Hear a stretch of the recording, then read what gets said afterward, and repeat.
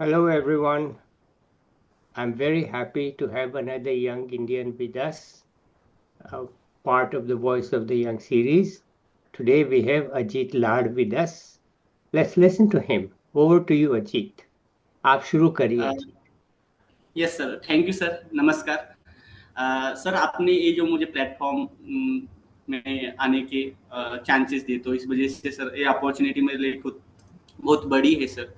तो यंग आपने जो शुरू किया है, जो वॉइस ऑफ द यंग, तो इससे आपका जो मैंने अभी सुना कि आप यूथ को वो उनका पाथ, उनका क्या वो कर रहे हैं, वो सुनना चाहते हो और वो दिखाना चाहते हो।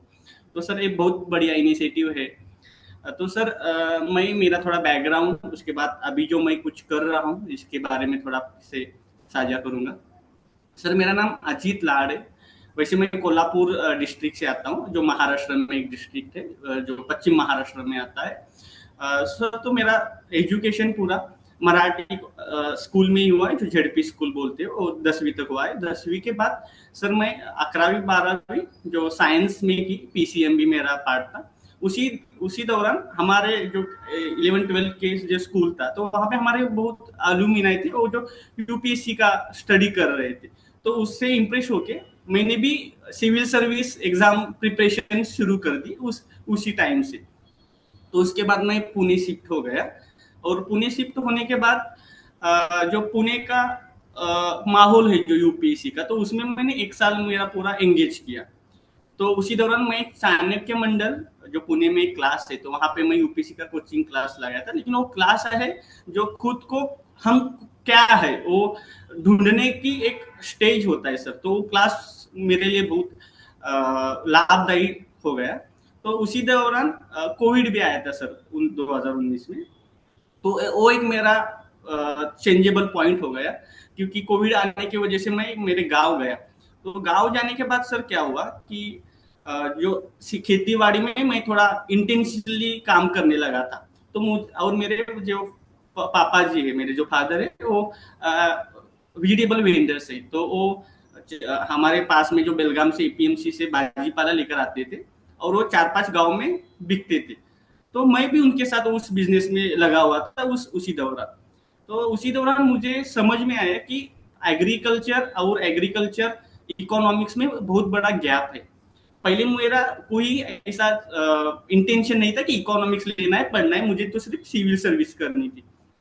लेकिन उसी दौरान जो मैंने फार्मर्स के साथ बहुत जुड़ा था, तो मैंने वो लॅक्युना जो होता है एग्रीकल्चर और अर्थशास्त्र जो होता है, म्हणजे शेती आणि अर्थशास्त्र आपण त्याला म्हणतो, त्याच्यामध्ये कुठेतरी गॅप होता है। तो उससे क्या होता है कि फार्मर्स, तो हम देखते हैं कि प्राइस से सफर हो रहा है, उसके बाद जो वेदर्स और ऐसे क्लाइमेट से सफर हो रहा है। फिर भी उसका जो हर्डल्स है, तो उसमें अर्थशास्त्र का बहुत बड़ा जो बोलते हैं ना पार्ट है। तो उसके बाद मैंने क्या किया, और जब मैं क्लास में भी था, तब मेरा इकोनॉमिक्स की रुचि मेरे सर ने सुनी थी, जो अविनाश धर्माधिकारी सर है, जो चाणक्य मंडल के।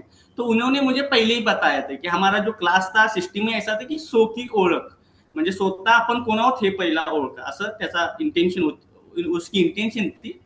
तो उसी दौरान उन्होंने मुझे बोला था कि अजीत तू इकोनॉमिक्स पढ़ ले। हाँ, तो उसके बाद वो दोनों का, गांव का, खेती का इकोनॉमिक्स, और सर ने मुझे जो मुझे क्या करना चाहिए वो जो मुझे बताया, तो उससे मैं थोड़ा मेरा पाथ सिविल सर्विस से इकोनॉमिक्स तक का मेरा वो कंटिन्यू हो गया। तो पुणे में उस दौरान से मुझे पता नहीं था कि एग्री बिजनेस इकोनॉमिक्स और गोखले इंस्टीट्यूट, वो भी कुछ पता नहीं था। लेकिन मुझे सर ने बताया कि तू गोखले इंस्टीट्यूट में तेरा इकोनॉमिक्स मास्टर कर, तो उससे तू आगे बढ़ जाएगा। तो मैंने मेरा पूरा एम ही चेंज किया।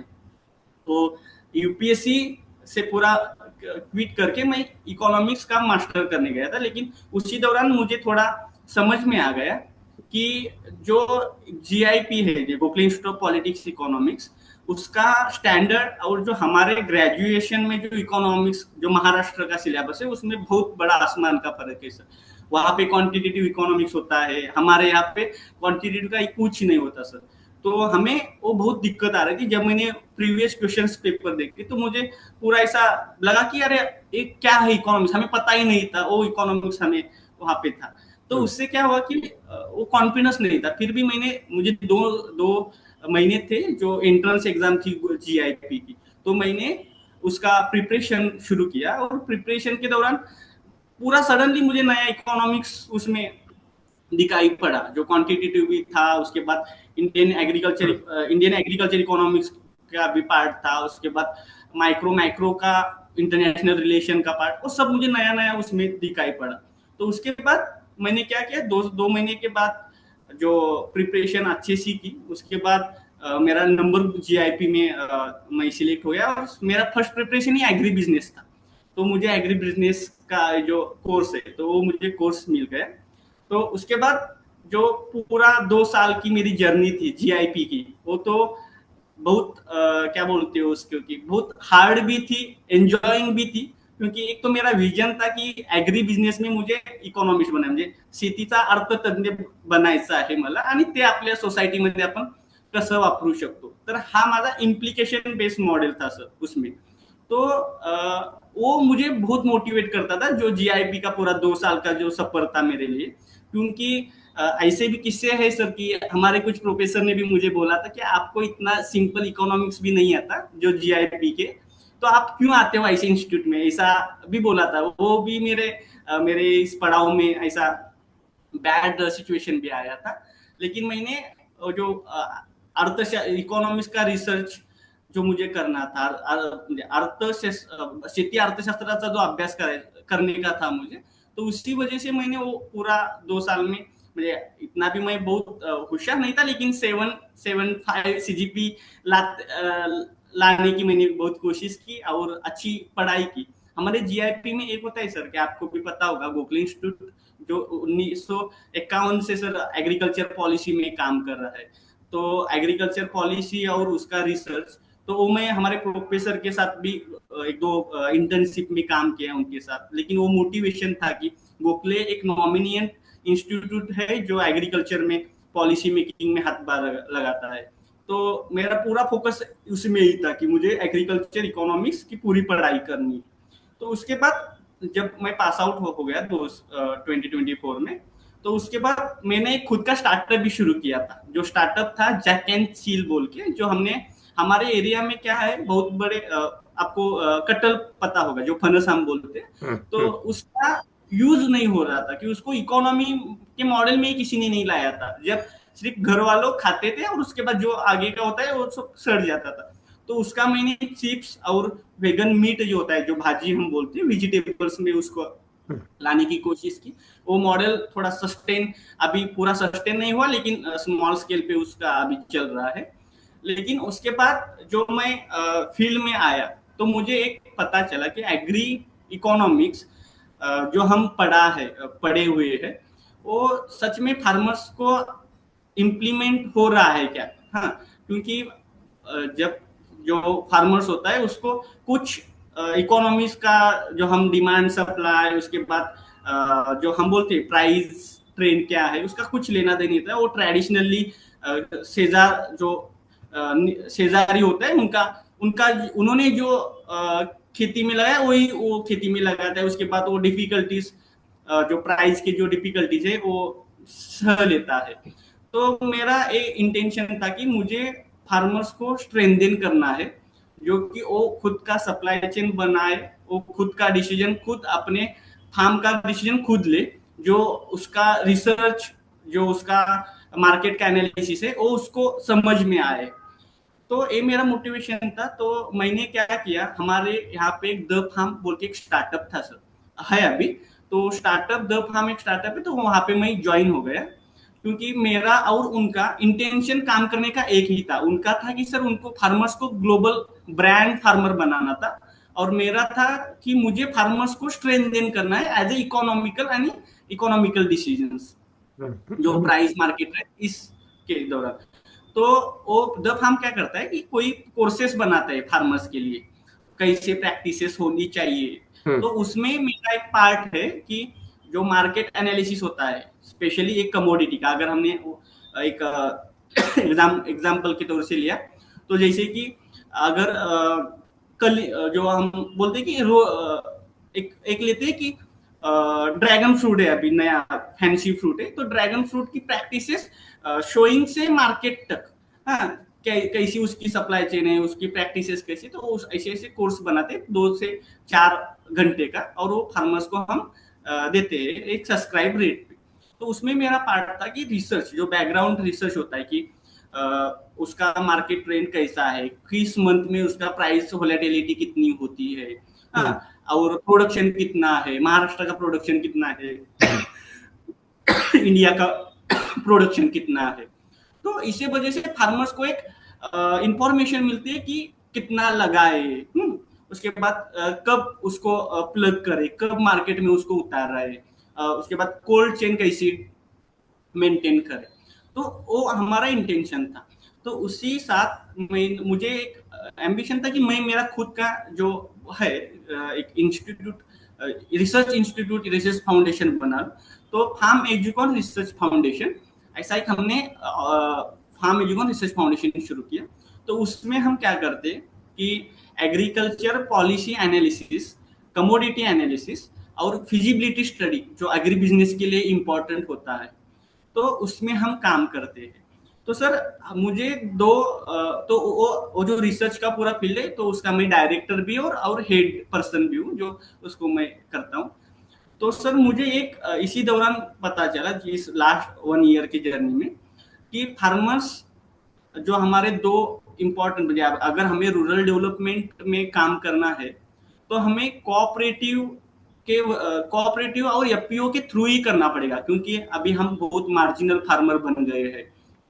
तो इंडिविजुअल फार्मर्स को वो मेंटेन नहीं होता कि उसकी सप्लाई चेन बिल्ड करना, कंटिन्यूटी सप्लाई करना, उसके बाद ब्रांड करना, वो बहुत कॉस्टली होता है, तो इंडिविजुअल नहीं जमता। तो हमें कोऑपरेटिव में भी काम करना है। तो कोऑपरेटिव की जानकारी चाहिए थी, इस वजह से मैंने पुणे में क्वैमनिकॉम बोल के Vaikunth Mehta national cooperative institute है, तो उसमें मैंने पीजीडीसी बीएम किया, कोऑपरेटिव बिजनेस मैनेजमेंट। अभी मेरा खत्म हो गया लास्ट मंथ ही, 1 ईयर्स का। तो काम करते करते वक्त मैं वो भी कंप्लीट किया कोऑपरेटिव का। तो मुझे एक पता चला कि फार्मर्स और कोऑपरेटिव में एक लैक्यून है सर। अभी 94 से सर हमारे यहाँ पे कोऑपरेटिव का नेटवर्क है, बहुत बढ़िया नेटवर्क है। 8 लाख के ऊपर पैक्स है जो कोऑपरेटिव सोसाइटीज है, फिर भी उनका नरिशमेंट सर अच्छा नहीं हुआ है। तो नरिशमेंट के लिए क्या सर, हमने मुझे मेरा एक रिसर्च पेपर भी सर वो वैमनिकॉम में पब्लिश हुआ, वो जो एमपैक्स पैक्स का एमपैक्स में ट्रांसफॉर्मेशन। तो उसमें मुझे एक जो लैक, वो जो प्रॉब्लम दिखाई दिया वो था सर, उनके पास एक लीडर नहीं है जो नॉलेजेबल लीडर हो। उनके पास लीडरशिप है लेकिन नॉलेजेबल लीडरशिप नहीं है जो बिजनेस डेवलपमेंट में काम कर सके। तो हमारा इंटेंशन हुआ कि अभी इधर इसको इस दो मॉडल या प्योर कोऑपरेटिव को अगर हमें बढ़ावा देना है, तो हमें ऐसे इंस्टीट्यूट बनानी पड़ेगी जो जो एक हैंडहोल्ड फर्म बनानी पड़ेगी, जो उनको हैंडहोल्ड सपोर्ट करेगी, जो जो गैप है नॉलेज लीडरशिप का, तो उसको मिटा सकेंगे। तो एक तो फार्मर्स है, तो फार्मर्स पे नहीं करता सर, जो कंसल्टेंसी जो हमारी फी होती है, क्योंकि हम भी कुछ हमारे काम का उतना मुनाफा भी आना चाहिए। तो हमें पता चला कि फार्मर्स उतना पे नहीं कर पा रहे हैं, वो कोऑपरेटिव भी हो और एफपीओ भी हो। तो हमने उसको फाउंडेशन में लाया कि अगर कोई कंपनी सीएसआर दे सके तो हम उसको फार्मर्स का वो जो स्ट्रेंथन का काम है, यानी कि सप्लाई चेन डेवलपमेंट का काम है, उसका प्रोडक्ट का, उसका बिजनेस डेवलपमेंट का, तो हम वो कर सके। तो अभी वो मेरा एम्बिशन है सर। लास्ट 1 ईयर्स में मैंने छोटे छोटे प्रोजेक्ट्स किए सर, कुछ एफपीओज को उनका फिजिबिलिटी स्टडी करके दिया है, जेने क्या होता है कि उनको एक ब्रीफ आइडिया आती है कि हमारे एरिया में कौन सा बिजनेस फिजिबल है, यानी कि रिस्क मिटिगेशन में उनको अच्छा होता है। क्योंकि एक हमारे यहाँ पे 10,000 नए एफपीओज डेवलपमेंट गवर्नमेंट का इनिशिएटिव था, उसके बाद अभी 2 लाख कोऑपरेटिव नया लाना है। तो फार्मर्स को पता नहीं है कि उसका फिजिबल मॉडल क्या है, उसका फिजिबल बिजनेस क्या है। वो क्या करता है, गवर्नमेंट सब्सिडी दे रहा है, इस मोह से वो कोई भी बिजनेस उठा लेता है और उसमें काम करने का कोशिश करता है और फेल हो जाता है बहुत। सो सर मेरा एक प्रोजेक्ट था 6 मंथ का चल रहा था, जो हमारे महाराष्ट्र डिपार्टमेंट का ही था। जो कि एपीएमसी के जो रेगुलेशंस है, तो उसमें जो नया स्टेक होल्डर्स लाए थे, private market, DML, licence holder, तो उनका प्राइस डिस्कवरी का मॉनिटरिंग एंड इवोल्यूशन का एक प्रोजेक्ट मुझे हमें मिला था। तो उसी दौरान हमने 98 सर एफपीओ को विजिट किया था। तो मुझे उसमें सर, उसमें से एक आंकड़ा ऐसा ऐसा था कि सिर्फ 7 एफपीओज ही अच्छे से वर्क कर रही थी।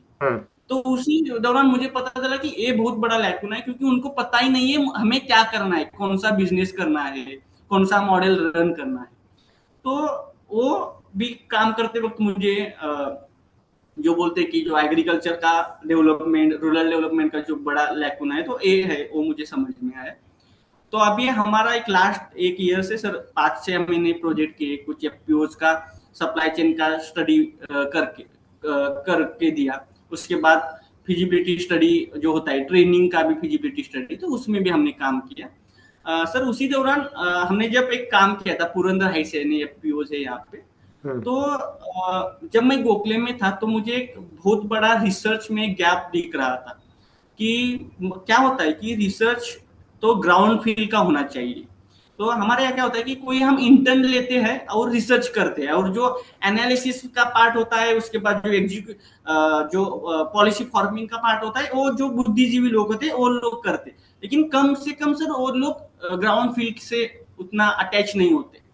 तो मुझे ये बड़ा लैकुना दिखा कि इसमें काम करने का बहुत। जब मैं ना सर बड़े गवर्नमेंट के इंस्टीट्यूट से काम करता हूँ, तब गवर्नमेंट के इंस्टीट्यूट को जो एजुकेशन में काम करने वाले हैं ना, वो मुझे बताते कि आप लोग जो पॉलिसी बनाते हैं, वो लोग उतना फिजिबल नहीं है जो हम इम्प्लाई करें। तो इसकी वजह से जो हमारा जो ग्रोथ रेट होता है, जो डेवलपमेंट ग्रोथ रेट है जो एग्रीकल्चर का, वो कम ही दिखता है हमें, क्योंकि पॉलिसी एक बताती है, वो जो फील्ड में एक होता है, तो वो थोड़ा गैप है। तो मुझे ऐसा लगता है कि उस एरिया बेस्ड, उस लोकेशन बेस्ड रिसर्च होना चाहिए। तो मैंने, यही था मेरा मेन कंसर्न, विजन, कि हम एक रिसर्च ऐसा करेंगे जो बिजनेस डेवलपमेंट में हो, मार्केट एनालिसिस में हो, कमोडिटी एनालिसिस में हो। हम भी ग्राउंड पे जाएंगे, ग्राउंड का हम ही रिसर्च करेंगे। हमें टेक्निकल एनालिसिस का नॉलेज है, तो हम टेक्निकल एनालिसिस करेंगे। और उसके बाद जो होता है, जो पॉलिसी मेकिंग हो, और उसके बाद एग्जीक्यूशन का भी हो। ये पूरा सर्कुलर जो मॉडल है, वो जो हम अगर हमने कोऑपरेटिव लिया तो उसका स्टडी करना, उसका उसके लिए जो फिजिबल पॉलिसी बनाना, उसके बाद उसको कैसा इंप्लीमेंट करेंगे, उसका स्ट्रेटेजी बनाना, और इम्प्लीकेशन में हाथ बार लगाना। तो ये सर्कुलर मॉडल हम हर एक इंडिविजुअल इंस्टीट्यूट को देना चाहते हैं। तो वो पूरा बैकग्राउंड और वो विजन, वो इंटेंशन है इस एक काम करने में मेरा। तो एक काम करते करते वक्त कोऑपरेटिव को मैंने आपसे बताया कि एक मेरे लिए भी एक अच्छे है। और आपने जो आज हम बात करें, तो मैं आज दिल्ली ही आया हूँ। एनसीयूआई जो कोऑपरेटिव इंस्टीट्यूट है, तो उन्होंने मुझे इनवाइट भी किया था। तो अभी 9 से 5 बजे तक उसका वो ट्रेनिंग प्रोग्राम और जो पॉलिसी फार्मिंग का जो वो अटेंड करके मैं अभी आपके साथ उसी में जुड़ रहा हूँ, जो आपको बता रहा हूँ जो मेरा इंटेंशन काम है। तो ये पूरा काम करते वक्त कोऑपरेटिव का भी जो गवर्नमेंट ने इनिशिएटिव लाया है, तो उसमें मुझे लगता है कि एक भी कोऑपरेटिव रिसर्च कोऑपरेटिव इंस्टीट्यूट नहीं है इंडिया में। हाँ, तो मेरा भी आगे का विजन है कि जो गवर्नमेंट एमटेक्स बनाने की कोशिश कर रहा है, तो उसको मैं हैंड होल्ड सपोर्ट दूं। हर एक कोऑपरेटिव, अभी हमारे क्या है महाराष्ट्र में, कोऑपरेटिव एक लिमिट तक उनका बिजनेस कर रहे हैं। वो बोलते हैं कि हम सेकंड ऑर्बिट में वो नहीं जा रहे हैं, वो डाइवर्सिफिकेशन नहीं कर रहे। तो उसकी वजह से हमें दिखता है कि रूरल का इकोनॉमिक्स, रूरल का लाइवलीहुड, और उसके बाद जो गैप हमें, हम वेल्थ गैप जो देखते हैं कि कैसे इकोनॉमी हमारी चल रही है, रूरल में बहुत लोग क्या बोलते हैं कि इकोनॉमिकली अनस्टेबल बन रहे हैं। तो इसका एक ही हमें लगता है कि हमें कोऑपरेटिव में काम करना पड़ेगा, कोऑपरेटिव को अच्छे से डाइवर्सिफिकेशन बिजनेस मॉडल में लेकर जाना पड़ेगा। तो सर वो अभी मेरा जो नेक्स्ट, अभी मैंने जो काम शुरू किया है, तो इसी में काम शुरू किया है। तो ओवरऑल सर ये मेरा एक ओवरव्यू था जो काम का कर रहा हूँ। तो इसी दौरान थोड़ा मुझे सर लिखने की भी थोड़ी हैबिट्स है। मैं कमोडिटी पे लिखता हूँ कि प्राइस ट्रेंड कैसी हो सकती है। उसके बाद अभी बारिश की वजह से प्रोडक्शन सप्लाई डिमांड का जो एक मेजर कमोडिटीज है, तो उनका हलचल क्या चल रहा है, मार्केट का टेंडेंसी क्या चल रहा है। तो उसके बाद कोऑपरेटिव के जो मॉडल्स है जो ऑलरेडी सक्सेसफुल हुए हैं, तो उनका भी मैं लिखता हूँ कि अभी हमें कैसी पॉलिसी फॉर्मिंग करनी पड़ेगी, कोऑपरेटिव को कैसा इम्प्लीमेंटेशन करना पड़ेगा। तो ओवरऑल यही कि रूरल डेवलपमेंट में अगर हमें काम करना है तो और जो इकोनॉमिक्स का जो कोर जो हम बोलते हैं कि इकोनॉमिक्स का फायदा, जो फायदा होता है वो फार्मर्स को डिसीजन मेकिंग में हेल्प कर सकता है, क्योंकि वो खुद का क्योंकि उसको सर सब्सिडी देकर उसको हैंड होल्ड मुझे मनी है और ऐसा मनी देकर हम उसका प्रॉब्लम कभी सॉल्व नहीं कर पाएंगे सर। वो खुद का प्रॉब्लम खुद ही सॉल्व करेगा जब हम उसको ये नॉलेज जो है, जो मैनेजमेंट का नॉलेज है, हाँ, जो इकोनॉमिक्स मैनेजमेंट का नॉलेज है, वो जब तक उसको हम हैंड होल्ड उसका जो सपोर्ट नहीं देंगे तब तक वो खुद स्टेबल नहीं होगा। तो ये मेरा एम्बिशन है इसमें काम करने का। अभी हम बहुत बहुत से ऐसे इंस्टीट्यूट से जुड़े हुए हैं, जैसे सह्याद्री फार्म महाराष्ट्र में है, तो उनके साथ भी अभी हम हमारा काम चालू कर रहे हैं। तो ओवरऑल यही कि मेरा पूरा ओवरऑल काम कर करने का और जो मेरा विजन है जो काम को बढ़ावा लेने का, तो यही है सर। तो मैं आप अगर कोई एग्रीकल्चर और जो मेरा फील्ड एक्सपीरियंस है तो उसके बारे में अगर कोई क्वेश्चंस हो आपसे और कुछ आप मुझसे सुनना चाहते हो तो please sir any questions you have please sir. You are agriculture की बात तो मैं यस आपसे रिकॉर्डिंग के बाद करूंगा, बहुत ओके कठिन हाँ यस मुझे सर रिकॉर्डिंग में, क्योंकि रिकॉर्डिंग में मेरा बोलना कम होना चाहिए, इसलिए ओके मैं वो ओके बात बाद में करूंगा। ओके ओके मैं तुमसे ये पूछना चाहता हूँ, तुमने बहुत ज्यादा बता दिया, खूब बताया, बड़ी अच्छी बात है, मैं बहुत खुश हूँ, बहुत ही ओके खुश हूँ। यस लेकिन अपने बचपन के बारे में भी तो बताओ, कैसा ओके था, क्यों, कितनी, तुम- कि भाई कि पैसे की तंगी थी, क्या था, बताओ, ओके जिससे कि पता चले कि ओके तुम कहाँ से कहाँ आए हो, क्योंकि मुझे यस यस लगता है कि तुम तंग सरकमस्टेंसेस से आए हो। तो तुम उसका यस सर बारे में बताओ, जिससे कि ओके लोगों को लगे कि भाई ये लड़का जो है ये कहाँ से आया और कहाँ पहुंचा है और कहाँ जाएगा। ओके तो बताओ। ओके हाँ बताओ, कोई शर्माने की बात नहीं है, बताओ, नो नो ये तो यस गर्व की बात है कि भाई देखो मैं ये ऐसा था और अब मैं कहाँ हूँ, बताओ। Yes yes sir sure. Sir आपने एक बात बोली थी कि कहाँ से कहाँ तक पहुंच गए, तो मुझे ऐसा लगता है कि मैं अभी तक पहुंचा नहीं हूँ सर। हाँ? और एक एक आपने बात भी बोली कि क्लियर थॉट्स होनी नहीं होते, जो पहले हमारे डिस्कशन में बोला। तो सर एक मेरी बहुत इस जर्नी में था कि पाथ जो बोलते हैं उस कमा में था। लेकिन उससे पहले मैं थोड़ा मेरे बालपन का मैं सर बताता हूँ। सर हमारा एक गांव है जो टिटवाड़ बोल के गांव है, जो बाउंड्री में है, महाराष्ट्र कर्नाटक बाउंड्री के नजदीकी है। तो जो मेरा एजुकेशन था जो 10th स्टैंडर्ड का, तो वही गांव में हुआ। जो हमारे नजदीक 4 किलोमीटर का एक गांव है होसुर, यहाँ पे मेरा 8 से 10th स्टैंडर्ड का एजुकेशन हुआ था। तो उसमें सर एक मेरा पहले से एक नेचर था, क्योंकि जो बोलते हैं हमारे हमारे मराठी में की बाळाचे पाय पाळण्यात दिसतात, जेणेकरून क्या होता है कि जो बच्चा क्या बनेगा वो पहले से ही उसका जो बिहेवियर होता है वो डिफाइन करता है कि क्या क्या वो कर सकता है सर। तो मुझे मुझे ऐसा लगता है कि जो मैं अभी हूं ना वो मैं उस वक्त विजुअलाइज सर किया था कि मुझे ये करना है। लेकिन मुझे पता नहीं था कि कौन से सोर्स में करूंगा। मुझे आईएएस बनना था क्योंकि मुझे रूरल के प्रॉब्लम सॉल्व करने थे। मुझे उसके बाद जो बोलते कि जो गरीब पुअर्टी लाइन है उसमें मुझे काम करना था, वो मुझे पहले से ही इंटेंशन था। जब मैं हमारे गांव में ऐसे कुछ ग्रुप है सर जो सोशल वर्क काम करते हैं, मंडल ऐसा एक ग्रुप है सर, तो उसमें मैं जुड़ा हुआ था।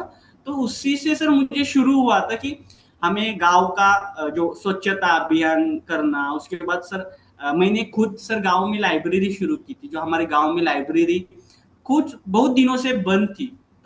तो जब मैं पुणे में आया, तो जब कोल्हापुर गांव से कोल्हापुर आया, तब मुझे एजुकेशन, गांव का एजुकेशन और सिटी का एजुकेशन, उसमें भी मुझे बहुत गड़बड़ लग रही थी। तो क्योंकि गांव का 10वीं का बच्चा और सिटी में का 5वीं का बच्चा सर, उसका अगर नॉलेज का हम चेक करेंगे, तो वो जो 5वीं का बच्चा होता है वो बहुत ऊपर होता है। वो मेरे साथ हुआ था सर। तो मेरे पास बहुत न्यूनगंड था सर, उस जब मैं सिटी में पढ़ाई करने आया था। तो सर वो बैकग्राउंड जो आपने मुझे बताया कि आप, मेरा बैकग्राउंड क्या था, तो सर हम मिडिल क्लास फैमिली है। हमारा इतना खेत भी ज्यादा नहीं है। मेरे फार्मर्स, तो मेरे फादर तो अभी पहले मुंबई में काम करते थे, लेकिन बाद में गांव में ही शिफ्ट हो गए। ऐसा जो बोलते हैं कि अंडर पुअर्टी लाइन जो फैमिलीज होती है, तो उसके थोड़ा ऊपर, और पुअर्टी थोड़ा ऊपर थे। फिर भी मेरे जो मेरी जो माँ है, वो पहले से ही सोशल वर्क में वो 14 सेल्फ हेल्प ग्रुप चलाती है जो हमारे गांव में है। तो उसी से मेरा लगाव शुरू हुआ था कि हमें इनके लिए काम करना है, हमें फार्मर्स के लिए काम करना है। तो उसी दौरान, हेलो, हाँ, चलो बोलो। हाँ, हाँ। यस, तो फैमिली का इकोनॉमिकल जो हम बोलते हैं कि उतना भी अच्छा नहीं था, लेकिन हमारे फादर्स ने हमें कभी पढ़ाई, मेरा मैं और मेरा एक भाई है, तो पढ़ाई में कभी हमें इकोनॉमिकल कभी कमी नहीं, मुझे जो फाइनेंस की कभी कमी नहीं लाई। जो हम पढ़ाई करना चाहते थे वो पूरा हमें उन्होंने पढ़ाया। तो उतनी हमारी सिर्फ कैपेसिटी थी, क्योंकि जो होता है कि डेली जो वेजिटेबल्स, उसके बाद था खेती करना, तो उससे कुछ फायदा, जो पैसा आता था उससे ही हमारी पढ़ाई चल रही थी। और जो है कि जो पहले से सोशल वर्क करना था, तो मैं कंटिन्यू किसी ना किसी माध्यम से काम कर रहा था सोशल सोसाइटी में। उसके बाद जब मैं सिटी में आया, तब हमारे जो कलेक्टर्स थे जो कोल्हापुर के, तो उनके साथ भी मैंने सोशल वर्क में काम किया था, अवेयरनेस प्रोग्राम में काम किया था। हम्म। तो वही मेरा सिर्फ सर अटैचमेंट था कि मुझे बाद में आके मुझे क्या करना है, तो वो जो मुझे क्लियरिटी ना उसी से सर मिली थी, हम्म। कि हमें कैसे कैसे पढ़ाओ ही करना है।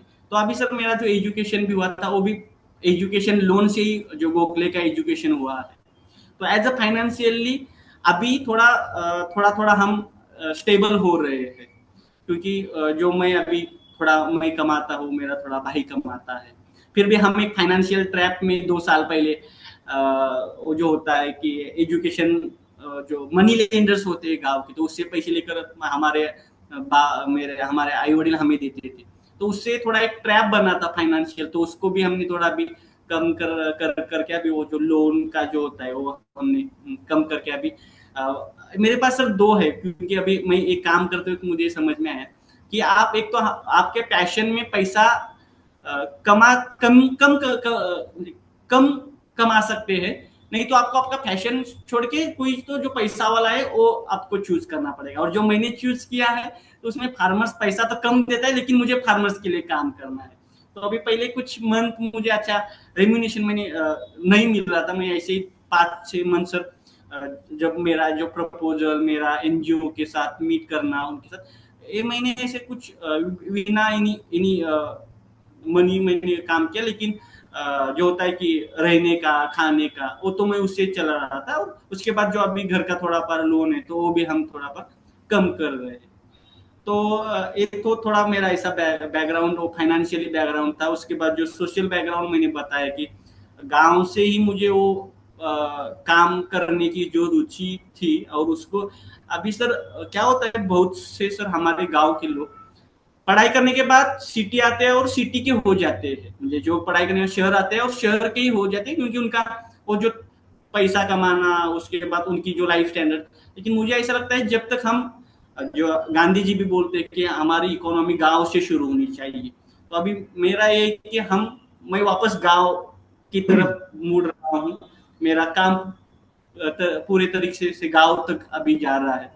अभी एक बड़ा प्रोजेक्ट्स भी हम ला रहे हैं, जो मेरे हमारे एरिया का जो एमएलए है तो उनके साथ, क्योंकि उतना भी हम स्टेबल नहीं कि खुद का अभी भी काम शुरू करें, तो उनके साथ में थोड़ा उनके साथ प्रपोजल और वो डिस्कशन चल रही है मेरे भी। तो हम गांव में जाएंगे, हमारे गांव की जो मुझे ऐसा लगता है कि हर एक गांव में, हर एक एरिया में उनका कुछ तो स्पेशलाइजेशन है, उसमें उनकी पूरी इकोनॉमी बिल्ड हो सकती है। तो मेरे जो एरिया है तो वहाँ पे हम फिशरी कोऑपरेटिव में काम कर सकते हैं। उसके बाद हमारे यहाँ पे जो नाचना होता है सर, रागी होती है, रागी, हाँ, जो इतिहास से सर उसका रागी का कुछ हमें पुरावे मिलते हैं। सातवां इतिहास में रागी वो थी, तो वहां से हमारी जो डोंगरी रागी बोलती है वो है। तो लेकिन उसका ब्रांड ही नहीं हुआ, उसका वैल्यू एडिशन नहीं हुआ, उस वजह से फार्मर्स अभी भी उसके प्राइस में एक काम कर रहा है, उसको अच्छा प्राइस नहीं मिल रहा है। तो मुझे ऐसा लगता है कि वो पोटेंशियल है हमारे एरिया में। तो उस पोटेंशियल के लिए अभी जो मैंने पढ़ा हूँ, और क्योंकि मैं अभी भी स्टूडेंट ही हूँ इकोनॉमिक्स का, तो अभी वो वहाँ पे हम इम्प्लीमेंट करके ही उसको डेवलप करने की कोशिश करेंगे। देखते हैं कि कहाँ से कहाँ तक जाए, कहाँ तक हमारा रास्ता है। तो ओवरऑल यही मेरा बैकग्राउंड भी था, सोशल बैकग्राउंड भी और फाइनेंशियल बैकग्राउंड भी यही है सर। तो ठीक है अजीत, बहुत खुशी हुई तुम्हारी बात सुनने के बाद। और यस मुझे बात और भी करनी है, लेकिन खत्म करने से पहले एक होता है फाइनल वर्ड, यस। आखिरी बात। तो आपकी आखिरी बात क्या है, फाइनल वर्ड? दुनिया के लिए क्या मैसेज है आपका? ओके सर, मैसेज मेरा एक ही होगा, क्योंकि जो मैंने जो सत्याचे प्रयोग होता है कि खुद का लाइफ से ही खुद कुछ तो सीखो। एक टाइम आता है सर कि आपको बिल्ड करने में टाइम लगता है, क्योंकि कोई कोई लोग जल्दी बिल्ड हो पाते हैं, लेकिन कुछ लोगों को टाइम लगता है बिल्ड होने को, लेकिन वो इम्पैक्टफुल बिल्ड होते हैं। तो आप आपका पाथ खूब खूब तो आप चुनते ही हो, लेकिन उसमें जो बोलते हैं कि हर वक्त स्टूडेंट बन के वो सीखना, उसको इम्प्लीमेंट करना और उसको में कंटिन्यू काम करने का। हमें फाइनेंशियल फेल्योर आएगा, उसके बाद हमें डिमोटिवेशन आएगा, फिर भी सर मुझे एक ऐसा लगता है कि अगर आपका एक स्पेसिफिक एरिया में आपका अगर काम हो, तो आप सेटिस्फाई भी हो सकते हो। आपको जो आइडेंटिटी बनाना चाहते हो वो भी आप आइडेंटिटी बनाओगे। तो आपकी मन की सुनो, जो आपको करना है वो आप करो, और उसके लिए फिर सब जो होगा वो भी सहन करो, जो अच्छा होगा वो भी अच्छा होगा हमारे लिए। तो यही मेरा लास्ट वर्ड है कि आप खुद में जो आपको करना है ना वही करो, बाकी क्योंकि एक ही बार सर लाइफ मिलती है, तो क्यों हम डर डर के जिए ना। क्योंकि सर मेरा एक है कि मैं जिससे मुझे डर लगता है ना, तो मैं करता ही नहीं। जैसे कि मुझे अभी फाइनेंशियल का डर है, तो मुझे बहुत अपॉर्चुनिटीज आई थी कि यहाँ पे जॉब कर दो, अच्छा पैकेज भी मिल रहा था, लेकिन मुझे वो डर कैसा था, फाइनेंस का था, तो मैंने वो छोड़ दिया। वो डर अगर मैंने उसको जरा अगर अडॉप्ट किया होगा उस जॉब को, तो मैं जॉब क्यों ले रहा था, क्योंकि मुझे फाइनेंस का डर था, मेरा पैसा, मेरे घर वालों का पैसा। मैंने उसको छोड़ दिया, अभी मुझे डर ही नहीं, क्योंकि मेरे पास होता है ना कि जैसे भाई कि हम बनाएंगे, कुछ तो बनाएंगे बढ़िया। Yes, that is my last word sir for okay, society. Thank you yes. Ajit. Yes. It's a very great thing to hear you. I mean, India is lucky to have okay. you. And yes let's sir. end it here today. I will be back with another young person or an expert soon, and I will talk to you offline. Okay, thank you, Ajit. Yes. Bye, everybody.